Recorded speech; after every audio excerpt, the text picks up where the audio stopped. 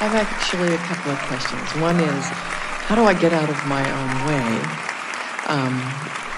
By looking out ahead. By looking out ahead. Okay. Don't look at your feet anymore. I see the things that having... That was too simplistic? No, I get that. In fact, I was ready to move on. That was easy. Yeah, that part was easy. Thank you. I see what a facilitator money is, but I find it hard to know what it feels like to have money. Then ignore it. Because there is a facilitator that is, so much more important than money. We can't even find a fractional comparison, and that is energy and alignment. Money comes as a result of it. People will say, well, money is really helpful, and we acknowledge that it is because it affords me all of these opportunities. And we say, well, energy is so much more important than that, and you have it at your fingertips and you squander it. You don't tap into it. You have this big stream of energy flowing, and instead you choose a worrisome, bothersome thought and pinch yourself off from it. You have this stream of energy that is the clarity and the exhilaration of life that you're all reaching for, and instead you find somebody to be mad at and you pinch yourself off from it. And we say it's vibrational poverty that's going on around here, not pinching yourself off from money. Money is a byproduct of alignment, you see. So just get focused upon what matters, and everything that you want will then flow. Nothing is about money. Take money out of the equation and put only alignment in, and watch what happens. Okay. How can I be more aligned with the masters who've come here to teach us on this planet? By acknowledging that all any of them have for you is an example of alignment. You make it sound so simple. What a master has mastered is alignment. And so it isn't what they say, it's what they demonstrate. And what they're demonstrating is alignment. So if you can focus on that, watch their characteristics. How do they seem to be? Are they worried or are they calm? Are they kind or are they mean? Are they frustrated or are they on top of life? Are they eager or are they depressed? Are they happy or are they sad? In other words, look for the emotional indicators of what they're doing with their vibration and mimic it. Let them teach you abundance, teach love, teach healing, have those things present. Well, someone teaches love by loving. You teach through the clarity of your example. We offer so many words, and the words help us focus together. But our intention as we're playing with any of you is to get you focused into a feeling. So your questions are really good questions. And we started to say to you, when you said I have two questions, we started to say we have one answer. And it was alignment, which is annoying. But everything that we offer is everything that we offer. Every process that we've ever offered, every sentence that we've ever uttered, everything that we've ever offered to any of you has been with the intention of guiding you into alignment, which means we're wanting to soothe that thing you're doing that's keeping you from it. And I think that's part of the key too, is learning how to soothe. I need some of my hard drive erased because what I've learned. Or you don't need to erase it. Just focus on the most beneficial parts of it. Well, sometimes when emotion comes up, well, that's too late. The emotion is already the indicator of how you've been focusing. That's what we're saying. If you wait until the manifestation or even until the emotion, now you're not out ahead of it. Now you're having the knee-jerk response. And that's what we meant when we were talking about momentum earlier. If you start in a neutral place, you could either promote the momentum that you want or not be a catalyst to the momentum that you don't want. In other words, you could stand in front of the car that's getting ready to roll off into the ocean and you could hold it where you want it to be. Or if you wanted it to move off into the ocean, you could give it a nudge and off it would go. You want to get out ahead of it, you see. And so what most people do, they wait until the momentum's already underway and then they say, now what do I do? And we say, well, all you can do is action, and it's not ever enough. And so then it's like the analogy that we've offered for so many years. You've jumped out of an airplane, you're at 30,000 feet, you have no parachute, and you say, what do I do? And we say, hang on, it'll be over in a little bit. because the momentum is such, there's not a lot for you to do. But if you get out ahead of it, if you envision things the way you want them to be, if you care about how you feel, it's so simplistic that a lot of people can't even hear it. There's just not enough angst or struggle or trauma or drama in it for most people when we say how you feel is everything and you have control of how you feel. And most everybody, to some extent, will argue for their limitations. Yeah, but this made me feel this way, and this made me feel this way, and this made me feel this way. And we want to say to you, it doesn't matter what happened or how you feel about it. You have the option of choosing a better option of how you feel about it. And I think that's what I'm asking for. What is it, that kickstart to let go? For most, it has to get bad enough that you can't stand it, and then you finally let go of it. But we don't think it should have to be that traumatic. We think that you ought to be able to feel the difference between complimenting someone and criticizing someone. We think you ought to be able to feel that difference. And when you're doing one or the other, make a choice. Oh, this is my preference. I'm going to do more of this and less of this.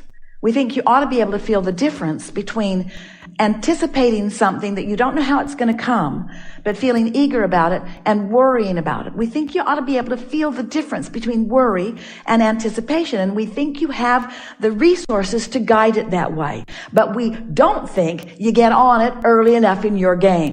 We think you blunder into your day, you let stuff happen to you, you observe it, it sets the tone, the momentum's in motion, and then you say, this is too hard. And we say, we know it is hard if you let the momentum get going. That car's going to mow right over you. It's so hard, it's impossible to stop that kind of momentum. And so that's what we mean when we say get out ahead of it. So when you put yourself in your bed at night, acknowledge that this day is pretty much done and tomorrow's going to be a fresh day. And just make the suggestion to yourself that you're going to start this day on a good footing. Just say that softly to yourself, not making big promises and not talking about what you're not going to do or what you are going to do, but tomorrow is going to be a really good energy day. I'm going to wake up aware, and it's going to be neutral energy, and I'm going to get myself into a good feeling place early. And then just bask yourself to sleep. Appreciate someone or something. Appreciate something that is easy to appreciate and go to sleep. And when you awaken, lie there for a moment and say, now what was it I was thinking about before I went to bed? Oh yeah, this is a good day. This is a new day. I'm in a neutral zone. I'm in a non-momentum moment right now. If you wake up late, the momentum's already started. You're already late. If you wake up to someone arguing in the other room, the momentum's already started. If you wake up and go immediately to worrying about what you were worrying about yesterday, the momentum has already started. So make the decision that you're going to get out ahead of it. So you might find yourself after 2 or 3 nights and mornings, you might find yourself setting some intentions for yourself. When I wake in the morning, the first thing I'm going to do is drink something really delicious and sit and bask for a little while. And I think my favorite place to do that would be there. Yeah. I think in the morning when I wake up, I'm going to drink something lovely and I'm going to refresh myself and I'm going to sit and bask for just a little while right there. Now, you've already started momentum. Now, some of you are saying, oh yeah, well, like good chance I'm going to have for doing that because when I wake up in the morning, all hell always breaks loose in my life. And we say, all right, so you've already crashed up against some momentum. So you have to take a different tact. So you have to go even more general than that. So you have to start saying to yourself, well, I think I could carve out a place somewhere in my day where I could do something like that, and I'm going to look for more opportunity to do that. In other words, you just have to keep finding more pleasant thoughts and fewer unpleasant thoughts until you convince yourself that you are capable of controlling the direction of the way your day is going to go. And it won't take very much before you start showing yourself that if you give yourself a chance of being in a neutral place where there's no momentum, in other words, you're not doing that thing you do that's taking you off in the direction that you don't want to be and getting defensive right away. If you can just give yourself a few days of this experience of this neutral zone, you'll discover that neutral means the cork will float. That neutral means you'll let go of the cork and the cork will float into the higher frequency. In other words, you don't have to paddle your way up into the higher frequencies. You just have to stop holding yourself down in the lower frequencies. And so it is so much simpler than any of you have been giving yourself. How many of you are enjoying getting out and running every day or any day, some days? How many of you like to take a good run? And have you noticed that when you do it, that there is a momentum in the way you feel? Runners call it getting into a zone. They can't even really explain what it is. But they've started in a neutral place, and the movement itself is distracting them enough from enough other things that it gives them a clear place for their energy, and it allows their energy to raise, you see. And so that's what we're suggesting, is that you get out ahead of it. I had already learned some of that from some of your teachings about go to bed. I have this wonderful bed, and I crawl into bed and I think those good thoughts, and I wake up in the morning and I do that. But then, so like what you are said, some of the shit first hits the fan. thoughts that you come across in the morning? What are just call them out and we'll repeat them. We'll find them. But what are the troublesome thoughts that you're bumping up against? Bumping up against, it's a good way to say it because it's active in your vibration, so you're bumping up against it. What are some of those early morning bumping up against unpleasant thoughts that you're finding? Take it easy there just a little bit. So I feel physically uncomfortable. What else? I don't want to go to work. I didn't get enough sleep. What else? I have too much to do. So now, let's just take those. I have too much to do. When you say that, that just keeps that momentum going. So what if when you go to bed, you will suggest to yourself that eventually I'm going to come into alignment with what I have to do? Just that soft suggestion. Eventually, I'm going to come into alignment with what I have to do. Eventually, I'm going to access the leverage of the energy that creates worlds, and I'm going to get that energy helping me out on some of this. Now, you've already, just with that statement, the night before you made that statement, when you wake up in the morning, if that previous thought had any momentum, it won't be as much momentum as it had before you made that statement. So now you awaken, and you might even notice that for the first time in a long time, you are feeling a little bit of ease. And then you want to stop and say to yourself out loud if you want to, but at least acknowledge that it happened. I am having a realization of some ease. That realization of that ease is a momentum that is different from what I've had before. You see what we're getting at? So that you start noticing that the things that you're saying and that the things you're focused upon in an attitude of more comfort.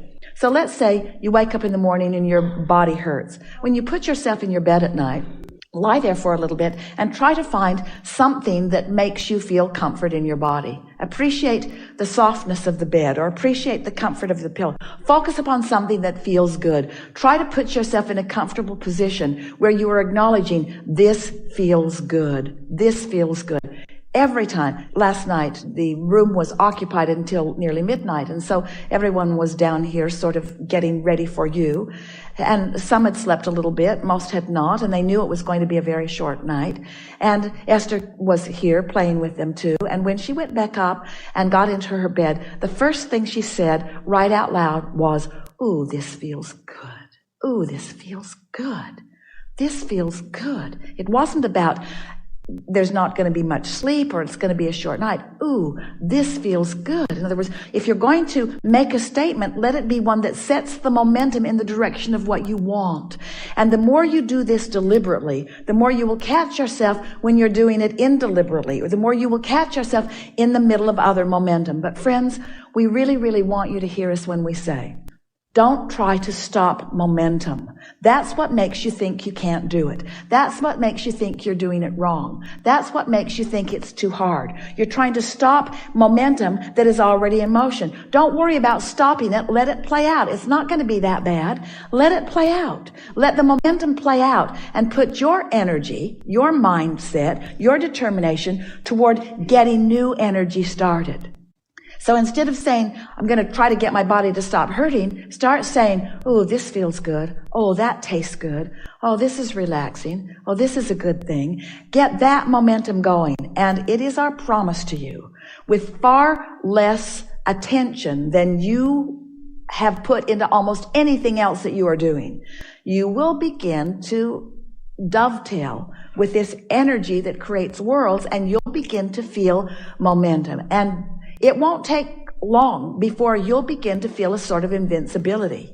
You'll feel so invincible that you'll be watching something on television that's not going your way, and you'll say, I want